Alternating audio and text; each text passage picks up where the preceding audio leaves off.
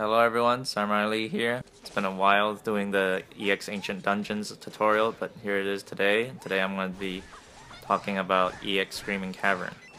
On the first room you'll find Buffalo Criminal Diggers and the Buffalo Boss. And you'll see purple pentacles around the room. Those purple pentacles prevent enemies from getting hit. They make them invincible. So the only way to attack these enemies is to break those statues and then focus on killing the boss. If you kill the small diggers, the boss will always keep reviving them, so you have to kill the boss first before focusing on the diggers. Once you kill the boss, the diggers will be lost and confused and they'll just run around. You don't necessarily have to kill them, they'll just die eventually after 20 seconds, but if you want to speed things up, you can just kill them while they're running around. For the most part, these enemies are not a threat, they don't do a lot of damage, so your main goal is to kill the boss.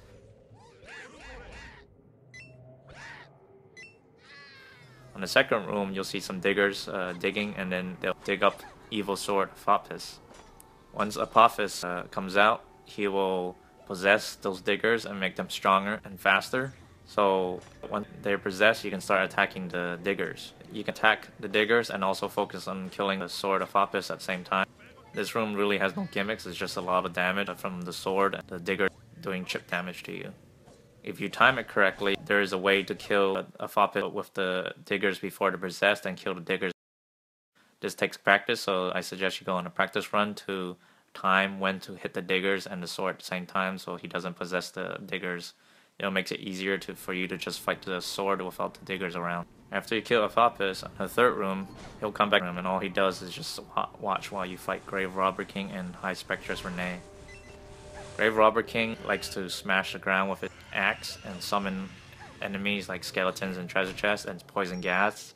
Renee likes to summon a rift that if you touch it, you will most likely get silenced, which means you can't use any skills except X-string attacks, your melee attacks.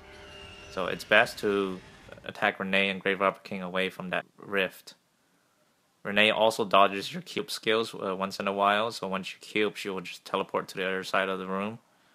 And after that, she'll have a cooldown of about 10 seconds before she can dodge your cube skills again, so just cube and attack both these enemies all at once.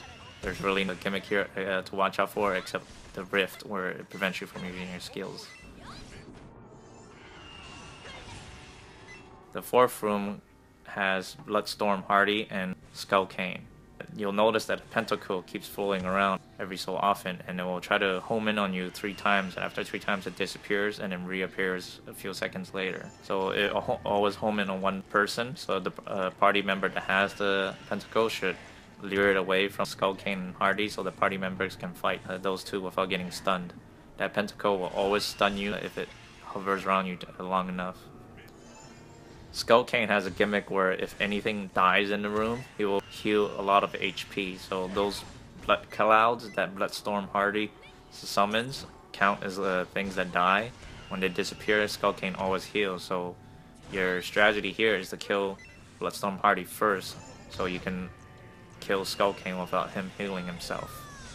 Keep in mind that if you're a summoner or mech, your summons count as dying once they disappear from the room. So if you're one of those classes, you will need help or figure out some way to fight Skull Cain without summoning. If you're strong enough, you can kill Skull Cain and Bloodstorm Hardy at the same time. So the strategy here is focus on luring the pentacle away first. Once it disappears, you can start attacking Bloodstorm Hardy, and then focus on Skull Cain after Bloodstorm Hardy is gone. Skull Cain does a lot of damage, so heal often. And Skull Cain always teleports to a person who's stunned inside the circle. So make sure you carry status recovery potions. The fifth room is basically consists of a lot of Nugal larvas and Nugal worms.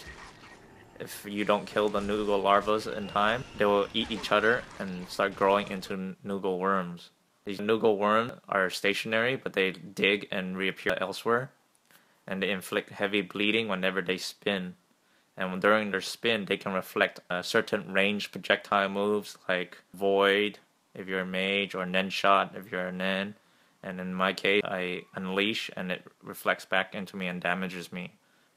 So when they're spinning, try to use other skills that are not projectiles. This room is fairly easy, just destroy the purple statues so they can get hurt and kill all of them using your best attacks. Once you get to the boss, it's the same tactic except it's a bigger version. It's a giant Nugo, and when he spins, he'll shoot needles out that will cause a lot of bleed also. So your tactic here is try to not use ranged attack when it's spinning, and heal as much as possible and recover from bleeding if you do bleed. If he summons Nugo larvas, try to kill the larvas first, because he can eat the larvas and heal his HP, but he only heals about 1 bar, so it's not that big a deal unless he summons a lot. You can grab a giant Nugo out of his burrow skill and his spinning tornado skill, but if you miss, you're susceptible to getting a lot of damage and bleed at the same time. So pick and choose how you want to fight him, long distance or short distance, and just keep in mind to not use ranged skills when he spins. Playing keep away and you attack him.